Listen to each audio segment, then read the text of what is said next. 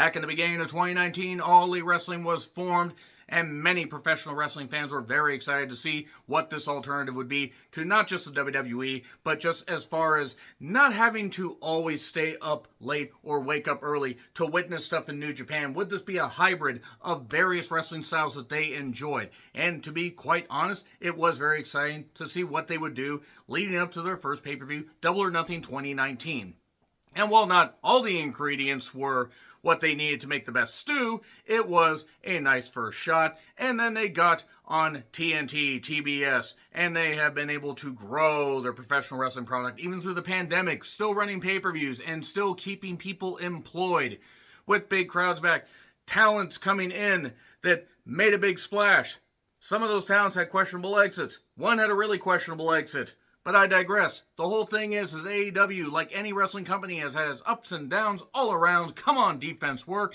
But their pay-per-views for $40 to $50 a pop have always had a lot of matches and many people on the goddamn show just to try and give every wrestling fan in attendance and buying at home a chance to get their money's worth. And to be quite honest, really the only issue with a lot of AEW pay-per-views has been quality control, because it's fine to give everybody a bunch of matches, it's fine to give them a bunch of feuds, but when you don't understand the definition of quality control, well, you can have varied reactions among your fans. You can have fans that will watch these shows and go, ooh, fans that will watch these and go, ah, fans that will watch these and go, oh, fans that will watch these and go, fans that will watch these and go, and well, when it comes to some AEW pay-per-views, you have all these reactions and others and make various gestures with your hands and other appendages that you didn't even know were humanly possible.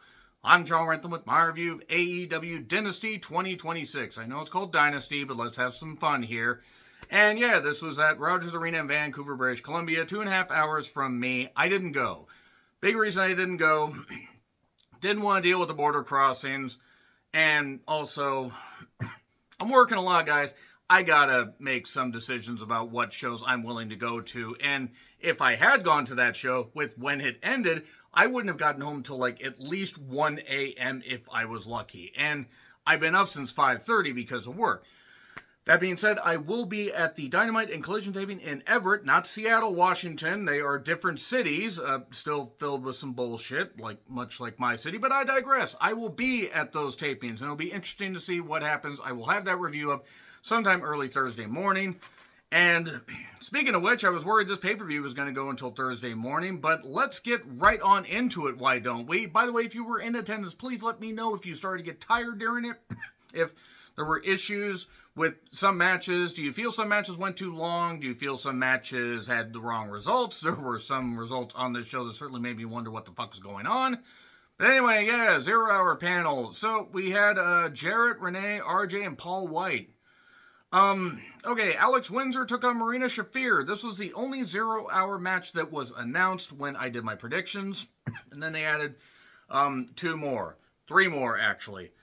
Okay, Shafir is rotten. I'm sorry, she is rotten. People say she's improved. Well, she couldn't have gotten any worse. Windsor won, and then they showed us a recap of something that happened. Willow was going to do a TBS Open Challenge, but then suddenly somebody attacked her with red hair and jean shorts or a skirt or whatever. It's Camille, who apparently just took a giant sabbatical forever. Now, yes, she was injured, but then she filmed an edition of the new American Gladiators, which, Wardlow was on, and Wardlow came back and then promptly got injured again. But you cannot tell me 529 days that Camille just, what the fuck? Was she injured that long? What the fuck's going on? Seriously. She had that thing with Mercedes. Then she basically left, and sure, she was injured. You had the chance to come back and do something, and they didn't, and now I guess they're just hoping that people forget that. Anyway, she beat somebody named Big Ann with some big, I'm just going to move on from that. It was a squash.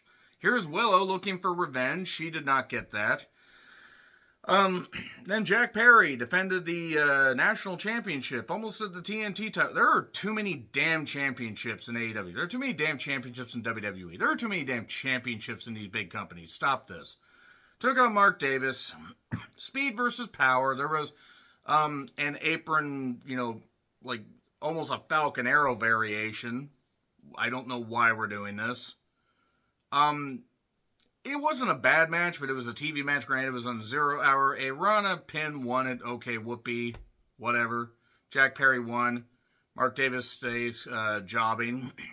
And then the Divine Dominion. Lena Cross, my word. My word, what a woman she is. And Megan Bayne took on Hyon and Maya World. AEW Women's Tag Team Championship match. Not a bad match. I think it probably went on a couple minutes longer than it needed to. Hyon and Maya World aren't bad. Lena really does have an incredible look. I mean, good grief. She's got the facial expressions down. She just has this determined, just like, I'm, much tougher than you. I will dominate you, unless that was that dream I had. But she got a TKO, which should have been her finish, but no, not that. Megan got the win shortly after, like, some kind of double team maneuver. Honestly, it was probably the best thing on the goddamn 0 Hour, and there we go. So now let's just get to the goddamn pyro and announcers, billboard, the stuff. And then we get the Young Bucks against Takeshita and Okada with Don Callis on commentary and stupid Rick Knox. Rick Knox, I didn't know they could transport mummies across the goddamn border now. This guy's the worst fucking referee and deserves to be shamed. Just absolutely shamed. He is so bad at his job. Okay, same as it ever was. If you've seen one Bucks match, you've seen them all. That being said, like the FTR match, this probably was the least offensive one I've seen. Takeshita is not going to learn anything working with these guys, though. And this stuff with Okada, it was like, oh, they're doing the one-upping thing. And then Okada dresses up like one of the Bucks to do the tag thing, and he's getting paid how much money to just goof around? Yes, I understand that it's a standard throwaway tag match, but I'm kind of off the Okada train, to be perfectly honest. A super release German by Take, and it just kept going. We did get, a knee arrangement. We got, some stuff going on where finally we got a miscommunication. Too many miscommunications, and basically, Take had had enough. He was going to stop this, Tony Khan Meltzer driver thing, and then said, no, he's not going to do that. And then the Bucks just pinned Okada. Oh, now Okada does a fucking job. So anyway, there you go. It wasn't a bad match. I don't know. What was a bad match was the following match. Jericho, apparently he's just going by the last name now, against Trevor. I will call him by his gimmick name when he deserves it. But no, I'm going to call him by his real name. Because he's kind of a putz. And probably needs to stay off social media. So, yeah, Vancouver's saying Judas. I hope you lose the Canucks for that, by the way. Because I don't care if he's Canadian. He's a washed wrestler. He's been washed since 45. Like, seriously. He has actually been washed since 40. He just was able to get by doing less. There's a chance of he's bald. An apron Death Valley driver where it looked like Jericho hurt his neck. Couldn't hurt his head because he doesn't have a brain. Same with his stupid wife. Jericho hit like one lion salt, sort of almost landed on his goddamn head. We got a vertigo for 2. I felt like I had vertigo watching this. A shooting star press into a code breaker, which probably should have been the finish, but wasn't. That is a theme of this show. Like, the Bucks take an Okada match probably could have ended after 15 minutes. It didn't. And this felt like it went 20, and I think maybe went 12. But we got interference from the Demand. We got a dive outside. Shooting star press for 2. A spirit gun and a lion salt from Ricochet won it. So Jericho does a clean job in his first match. Well, a pseudo clean job, I guess, since there was interference. But it's as clean as we're going to get out of Jericho. So there you go. Maybe if I'm lucky, I won't have to see Jericho when I go to Dynamite. Maybe he'll go off with Fozzy and we won't have to see him for a while. Maybe this whole thing of him signing a new contract is just him carrying out his existing deal and we won't have to see him after a bit because the bubble's going to burst. Once they get out of Canada, people are not going to be happy to see him. So now we get Darby Allin against Andrade El Olio, where if Darby wins, he gets a title shot in the future. Referee Aubrey. She was the referee in the previous match. At least Aubrey, Stephon Smith, Paul Turner, and Bryce are pretty good. There's probably one other that I'm missing. Rick Knox is just a sore thumb. It's like an infected boil that needs to be told that he's that, because he's really bad at his job. But anyway, Darby hurled himself to the floor, because that's all Darby wants to do. Darby hates his spine, is what I wrote down several times during this. Yeah, Darby hit the steps going down to do a drop kick to Andrade. Why? Drop kick to the floor, suplex to the floor, because Darby hates his spine. Double knees for 2. Take the pants off chant. I didn't know that Andrade could smuggle that across the goddamn border. If you get it, you get it. And a coffin drop for 2. Bit surprised, didn't get the full cover, but okay. I'm going to say right now, protect that snap elbow. The way they did it. He did it great with Bandito. He did it better here with Darby. Darby took a tremendous bump. And he just hits it, flush, boom, looks good, doesn't look stiff, it just looks flush. 1, 2, kick out. And then Darby manages to get the Scorpion Trap pin soon after 1, 2, 3. And we get a handshake. Okay, maybe Andrade's going to go out on his own, down the only road he's ever known. All right. So there you go. Darby gets a shot, by the way, a little bit later. Darby says in a pre-tape that the show's in Everett, which he knows because he's a Washingtonian and also because he trained in Everett, and he's going to maybe get his shot in Everett, which would be interesting, actually. If they somehow manage to change the world title, I don't think they're going to. If they do, that'd be a choice. So we get Copeland and Christian Cage against FTR with Stokely. I would say a child, but a child can grow up. Stokely never will. AEW tag titles, and the crowd was into this.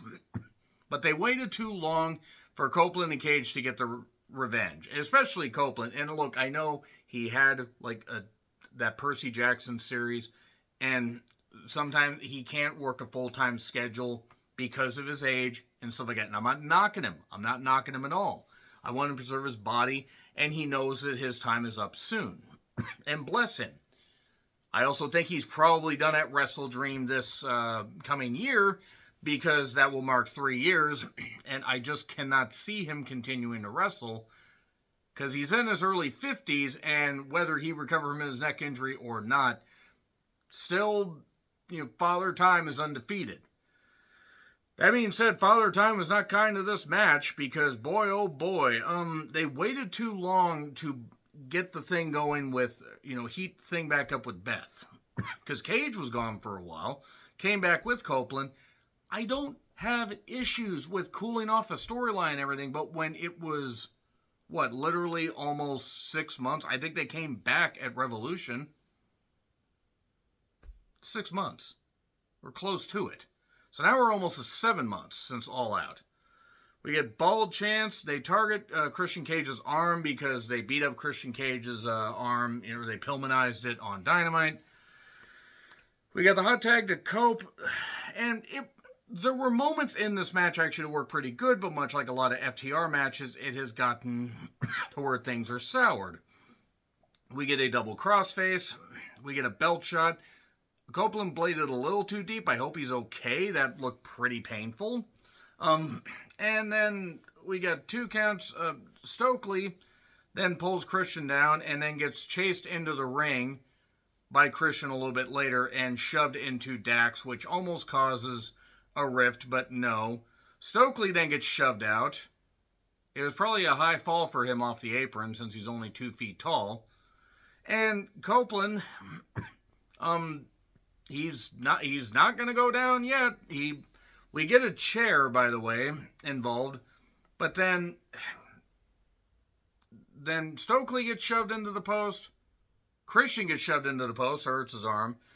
We then get a double spear, and then we get a little bit later, we get a shatter machine, 1, 2, 3. And this killed the crowd for a bit. Like, Copeland and Cage didn't win. I bet you they're probably going to try to figure out a way to put the Bucks in there, and then they're going to have a three-way, and it'll probably be a ladder match, which is a great idea to put a bunch of broken down people in the goddamn ladder match. I respect people that want to give their bodies up and everything, and Lord knows Christian Cage and Adam Copeland have done that. And FTR has done that. And the Bucks, who aren't wrestlers, have done that because they don't know how to wrestle and they just do a bunch of flips and their bodies are broken. But a ladder match, I bet you they're going to do a ladder match at Double or Nothing. So there you go. Oh, Willow's backstage, and we're getting her and Camille on Wednesday, which, God forbid, somebody wear an Abolish Ice shirt and see if Camille freaks out. Ask her about tornadoes. She's an idiot, by the way, just in case you're wondering is what I'm saying. That doesn't take away from her ability as a wrestler. Though maybe her work in the NWA was better because it hid the fact that she's maybe not that great. Maybe she's not. Maybe her peak was in the NWA. So, Bryan replaces Nigel on commentary. Bryan still needs to apologize for going to bat for Yuta and Garcia. Casino Gauntlet for the TNT title. Ciampa and Rush start out. Let me just say this much about Rush. Sticking up for the man that almost, crippled Stephanie Vaquer. Yeah, fuck Rush. Fuck that goddamn idiot. He deserves to be sent back down to CMLL and not used for a while or ever. Go to bat for somebody who's an abuser of women, you goddamn piece of shit. And if you want to defend Rush, fuck you too. So anyway, Bandito's out at 3, Speedball's out at 4, El Colon is out at 5, Pac's out at 6. I'm gonna invoke the Death Riders rule if they're not careful. And then Garcia showed up. And then Yuta showed up. This is not a serious promotion, is what I noted. Bryan needs to not be allowed to be on commentary until he apologizes for going to bat for these idiots. Wheeler Yuta literally looks like a fucking shaved string bean. Like there's nothing up top. There's no pod. It's like a circumcised string bean. And Garcia, I don't care how he tries to act. I know he survived a car accident, so I'm not saying he's not tough, but neither of these guys should be on a mainstream wrestling product. They're just not good. And so Kevin Knight showed up. Again, Yuta showed up. This is not a serious promotion. Kevin Knight pinned Garcia. Everybody should have kicked Yuta in the dick afterwards. God forbid that motherfucker ever reproduces. It will never be over, as Dusty said to Ole Anderson. My grudge against the Death Riders will never be over. I will be on my deathbed and will never be over. New champ, good on Kevin Knight. He worked in the Indies here and worked on the Indies in general, but I got to see him in front of crowds like 200 to 500 people. He worked just as hard, and Kevin Knight's really goddamn awesome. Like really, he's really goddamn awesome. Okay, why did Alex Windsor and Jamie Hayter just have a weird, cartoonishly silly pub set up backstage? I'm not against them getting more personality, but why was it there? So anyway, Thekla versus Jamie Hayter, however you say it.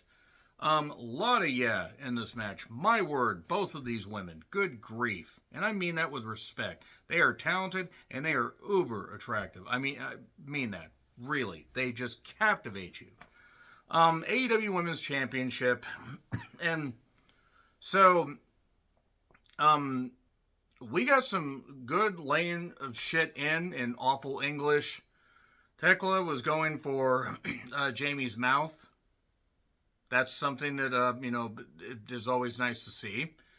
And a kick to the face. There was a flush kick to the face. That was certainly something. There was a suplex on the apron. Again, why? Why do we need to do this? Fists and kicks and strikes. Powerbomb for 2. Tombstone for 2. And then, at one point, Jamie got bit on the neck. I guess, we're getting weird vampire stuff. Oh wait, it's a vampiric lifestyle thing. We got a spiderplex, we got a spear that was stopped, and the Haterade missed, and then a little bit after that, we got a spider bridge pin. Thekla holds the ropes, 1, 2, 3. Honestly, probably the best wrestled match with no shenanigans on this goddamn show. Well, I mean, Darby and Andrade, but this had less stupid spots despite the aforementioned apron spot. Really, the ladies did great here. I would say, quality control-wise, if you trim these pay-per-views down by about 30 minutes, you can allow, and maybe remove, I don't know, a match that really didn't fucking matter. You could have 2 women's matches on the goddamn main card. But no, they had to take Willow out because they had to do this or whatever. It's fine. This being, third from the top, though, or fourth from the top, that's fine. Because the women, at least, were better than what the fuck followed. So, Will Ospreay against Jon Moxley, AEW Continental Championship. Can Moxley keep it in the ring? It turns out I had too much, willingness to think that Will Ospreay would actually make smart decisions, because he doesn't make smart decisions with who he associates with. Paul Robinson. So, instant hidden blade. Boom. No cover. Second blade. And Moxley ends up outside. Neck breaker on the floor. Like from the apron to the floor. And Moxley's bleeding from the mouth. And okay, I knew once he did not get, the pin soon after this, what was going to happen. But I was hoping I was wrong. And Ospreay kept it up, but then he ran into the steps stupidly and then got a paradigm shift on the floor. I have no problem with people selling injuries and everything and stuff like that, but this stuff with Moxley has been walking death. Everything that Moxley has been involved in for the last 2 years has been fucking horrendous. He has been one of the worst push wrestlers that they have. I don't care if he can work or not. This fighting spirit Mox thing has not worked. The Death Rider stuff has been abysmal. His world title run was the absolute worst. The worst that has happened in this company's history. By a landslide. People will point to Jericho. It made sense to put it on Jericho. Jericho also only had it from, All Out? I think it was August. It was late August of 2019 to Revolution 2020. That's not that long. So that being said, Mox then targeted the neck. That makes sense, but it only made sense if they went with the right winner, which they didn't. Sleeper, pile driver for 2. Ospreay lands on his head because he's an idiot. Because Will Ospreay's a fucking idiot. You know what? Break your neck, Will, because at this point, you're not going to fucking change. I don't want that to happen, but good God. Just good God. A bomb for 2. This match was a bomb. Paradigm shift, hidden blade, they're both down. Moxley's calling the spots so loud you could hear them from goddamn Surrey. Or possibly Blaine. It's a little shout for the obscure, geography, Washingtonian Canadians here. So, yeah, the ref got shoved accidentally. Styles Clash for 2. Another hidden blade for 2. And then a pile driver on the steps. And right there I said, well, fuck. They've just fucked over Will Ospreay. 2 DDTs, and then Moxley got the victory. After another move. Defend this. Defend this. There's a thought that maybe somebody in the next match might beat Moxley, but the Continental title has not meant less. This whole idea of having something where it was a few championships, like AJPW's Triple Crown. It ain't that, Tony. It ain't ever gonna be that. And nobody interfered, because if they interfered, they'd be banned for life, which you're just showing that you could stop the interference. Terrible. Terrible decision. If the idea is, Will's not ready, okay, then you could have had it be like a 7-minute match. And also, this is a 20-minute time limit. Thought they were supposed to be 60 a paper. Not that I want to see Jon Moxley in anything other than a 6-minute match. But good grief, this is terrible. Just the absolute shits. And they're probably still going to have Will win the championship at Wembley. Maybe. Unless he keeps laying on his fucking head and associating with goddamn creeps. So, they had a goddamn sitcom conglomeration thing on the goddamn stage. Because apparently they looked at Mike Awesome's That 70s Guy gimmick in WCW and said, yeah, great, we'll do that. Kyle O'Reilly's back. Remember when Kyle O'Reilly beat Jon Moxley for absolutely no reason? He was like the kryptonite. And then he got hurt, bicep injury or whatever. And now he's back. Look, Kyle O'Reilly is not the guy to push at this point. He's near or over 40. He was out for like 2 years with a neck injury. He's a fine hand in the ring. But him, Roddy, and then you have Orange Cassidy, which, I mean, Orange Cassidy being about the 10th least offensive thing on this goddamn show is saying something. But anyway, yeah, they spent money on this goddamn set. And then the dogs came out. Who let the dogs out? I don't know, but I think every single one of these dogs needs to be old Yellard. So David Finley's there, Clark Connors, Gabe Kidd. There's the Trios champions, because apparently they won them on Collision, which, by the way, was taped right after Dynamite. This pay-per-view has gone downhill. Rick Knox is the absolute drizzling shits. We need to put him with a bunch of moose and then tell the moose that, hey, by the way, this guy tried to steal one of your litter, and then let's see what... I don't even think moose have litter, but whatever. The guy is terrible. Run him out of wrestling.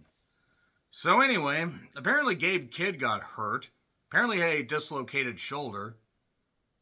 But I shouldn't judge Gabe Kidd because we don't know these people. I mean, Gabe Kidd, I mean, he knocked Mariah May, but we don't know that Mariah May, might just say something and wasn't actually abused by somebody that Gabe claimed is a friend. So maybe we shouldn't judge Gabe Kidd. Except I'm going to fucking judge Gabe Kidd. So I'm not wishing injury upon him. I'm not happy he's injured. I'm happy I'm not going to see this stupid motherfucker on television for a bit. So maybe he can recover and he can pull his head out of his goddamn ass. And maybe stop doing crack, because he clearly is. Because look at that guy. Look at the way he acts.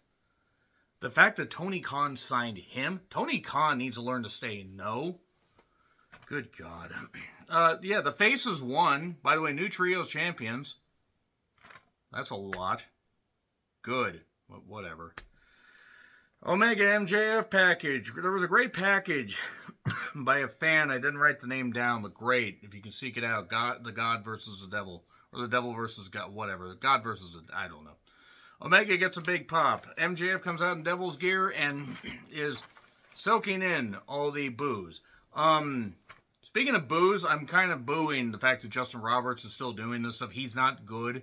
He was fine at first. Arcadiara is fine. You do have other people that could be ring announcers. MJF versus Omega.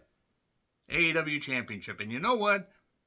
This was near 40 minutes, and okay, it probably could have been cut down a little bit, but this is the least offensive main event that I have seen from AEW in a while.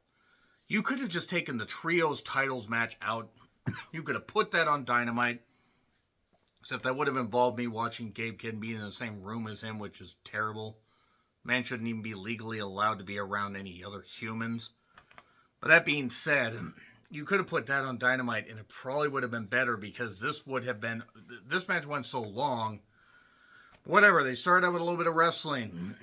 When would MJF go for the core or the stomach?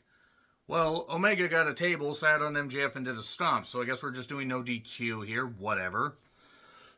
Then we got a fake out with the table. Omega got crotched on top. Alabama slam for 2. So now it's starting to target the ribs, everything. That makes sense. Pile driver for 2. The crowd was cheering for Kenny. You Can't Escape. A moonsault for 2. A dive to the outside by Kenny. MJF played dirty. Poke the, that kind of stuff. Just doing all that. A split crowd 17 minutes in, though. So, okay, maybe Kenny isn't as popular. Maybe just MJF isn't as cooled off as I thought. 2 Poison Ranas. I hate that move. Hate it. No matter who does it. A Destroyer. And I barely know her. A knee for 2. A cutter over the ropes for 2. We had a Rana. We kept going. This is where the match was getting a little bit long in the tooth. Moonsault to the outside. He pointed up to Bushi like Ibushi's dead. His wrestling career is, but that's about it. And yeah, I hate to say it, but Omega's not moving. I mean, Omega did some stuff just enough to get by, but MJF really, really had to be there for like everything, and he really had to keep Kenny centered because Kenny is about done. Kitchen sink, target the core. We get a buckle bomb to MJF, a knee off the ropes, and an avalanche, one winged angel, but MJF rolls outside. Good spot. Okay. Protected finish. I'll say that much. We get a knee for two. We get a crossroads so you won't be lonely by MJF. And then we get a package pile driver, shades of Kevin Owens. Or Kevin Steen, as it were. Back and forth. Omega wakes up before you go. V-trigger. One punch because they were doing the punch thing. Kick punch, it's all in the mind. V-trigger to the ref on accident. So Bryce is down for about 5 million years. I think Paul Turner came down and was the second ref. But before that, low blow. Gets the ring out of the ref's pocket because Bryce took the referee from MJF's tights after MJF took the ring out. One winged angel, but the referee got there too late, so kick out. And it was nice that they didn't have the referee not come down for a minute. So at least that was nice, but it's like, okay, Omega's best shot. And then a ring punch to the stomach, and the table was set up outside earlier, and table tombstone, right into the ring, heat seeker, 1, 2, 3. Okay, I'm not upset that MJF retained, because I don't know if I really necessarily wanted to see Omega as champion. I'm just a bit surprised they didn't go with that. So now I have to wonder if they're going to switch it to Darby and Everett just to get that hometown pop, which would certainly be a choice in front of maybe a crowd as big as they had for the last Dynamite they had in Everett, which was about 3,000 people. That arena holds 10K, by the way, and even if you just stretch it to 6K with the stage, still. That being said, Dynasty had actually some good moments, but it had so many questionable decisions. I'm thinking Tony Khan may have killed Vancouver as a live event market, because Tony, he can make some small mistakes, but he can make very few big ones. And for any positives that he has, he's making some decisions where I'm like, boy, I don't necessarily know about this. Anyway, look forward to the Dynamite and Collision. I will do a Collision review since it's going to show up on Thursday. It's going to be taped Wednesday night and shown on Thursday. I may not get to it live. I'm going to be watching The Mummy, Lee Cronin's The Mummy. But I will get a review of that up, and I will talk about things that, like live experience and stuff like that. But that being said, Dynasty is in the books. I don't care about the media scrum. You shouldn't either. God, they need they need somebody to book this thing better. Because Tony Khan has ideas, and he has sometimes where he hits it. Boy, oh boy. For every positive, they have some struggles that they're just not addressing. Agree, disagree, what I said, like, share, subscribe, Twitter, Letterboxd, Blue Sky handles in the description. I'm John Wentland. Until we see what All Elite Wrestling brings us in just a few days, happy trails to you.